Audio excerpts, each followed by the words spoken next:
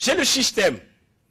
Et ce que je vous disais, ce que les nazis faisaient, qu'est-ce que faisaient les nazis? Ils disent, vous la France, apportez-nous les biens dont nous avons besoin. Et en contrepartie, on crédite votre camp, on met un signe plus.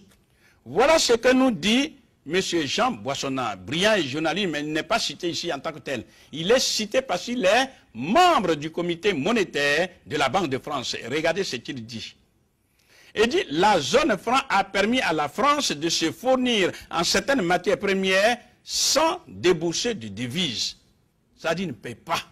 Pour mémoire, lorsque le Ghana va à la France est obligée de puiser dans ses réserves des devises pour payer le Ghana. Si la France veut achète des biens, par exemple, au Nigeria, ou du moins à tous les autres pays du monde, qui ne sont pas membres de la zone franc, elle prend les devises et elle les paye. En ce qui concerne les 15 pays d'Afrique francophones de la zone franc CFA, sans débourser de devises. Elle prend seulement son signe plus, elle les crédite. Voilà le système. Et voilà ce que nous dit le ministre Jean Foyer. Il dit, on a passé avec les Africains des accords dits sur les matières premières stratégiques qui les obligeaient tout simplement à nous proposer en premier lieu de nous accorder des concessions. C'est-à-dire, il y a des accords qui sont là, les accords de défense, etc. Dit, bon, on va vous défendre, mais en contrepartie, toutes vos matières premières, dites stratégiques, en tout cas, dont nous, la France, avons besoin, c'est à nous seulement, d'abord. Et c'est comment, quand nous ne voulons plus, que vous pouvez vendre aux autres. C'est tout ce que nous disons, c'est officiel, mais on sait que personne ne s'en occupe. Les gouvernants africains qui s'en occupent, ils sont obligés de se taire, sinon ils vont perdre le pouvoir lui-même. Sinon, c'est la vie. Donc, que ce soit les accords de défense, que ce soit les accords de Yaoundé 1 de 1963, renouvelés en 1969 par les accords de Yaoundé 2, et qui sont devenus par la suite ce qu'on appelle les accords de Lomé 1, Lomé 2, Lomé 3, Lomé 4, les accords de Cotonou, et tout récemment les APE, tous ont un dénominateur commun, approvisionner la France, sinon maintenant par extension l'Europe. Ne pas transformer les matières premières chez eux.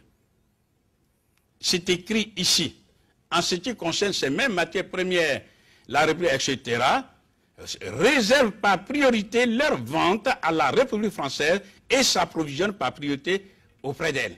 Tous ces accords existent. Ceux qui veulent s'intéresser à la question, on leur donnera les textes officiels.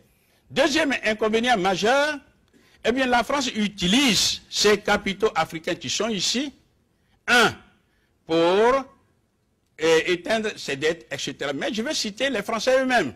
Selon Xavier de la Fournière, il dit bien, l'avantage que représente pour le Trésor français l'existence des sortes de créditeurs au compte d'opération est réel, car ils sont l'une des ressources qu'utilise le Trésor français pour financer l'achat qui résulte pour lui des découvertes d'exécution des lois de finances et l'amortissement de la dette publique. Quand on dit amortir une dette publique, ça veut dire rembourser la dette.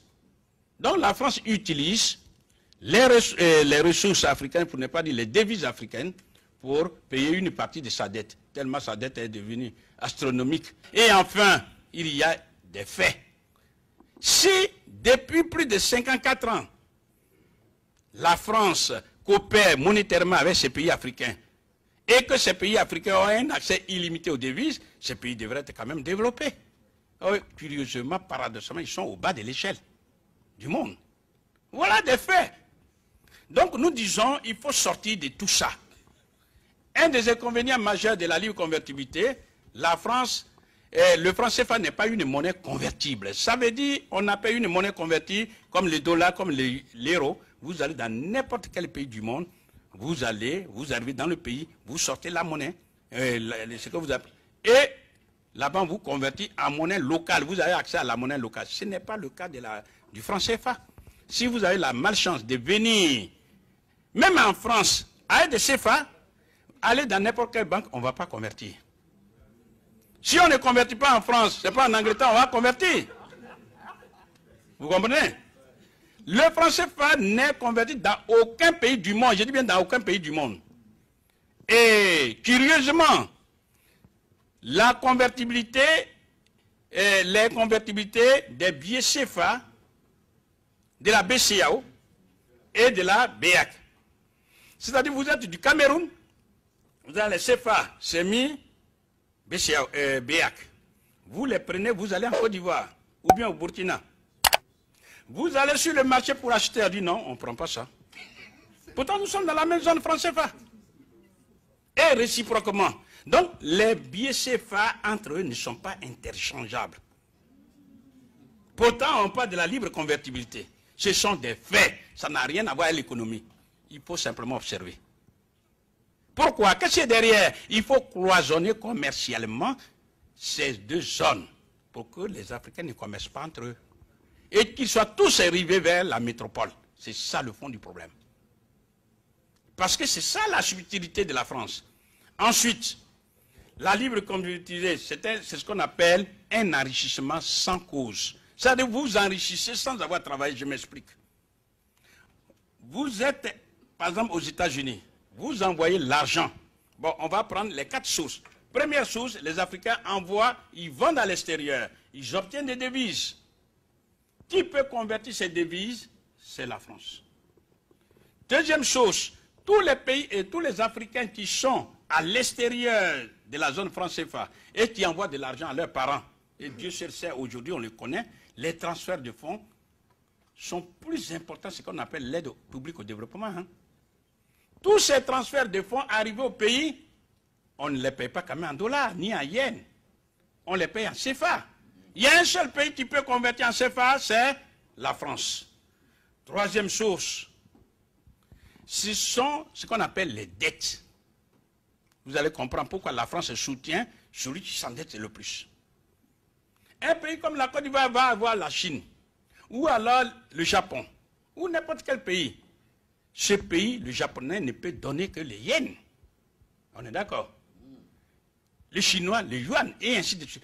Tout l'argent qu'on va avoir libellé, c'est-à-dire l'endettement libellé en devises, ces devises, on ne peut pas les utiliser sur le plan local. Il faut convertir en CFA. Il y a un seul pays, un seul qui peut convertir en CFA, c'est la France. Donc, on donne ça à la France. Et en contrepartie, appuyer la machine, nous donne les francs CFA.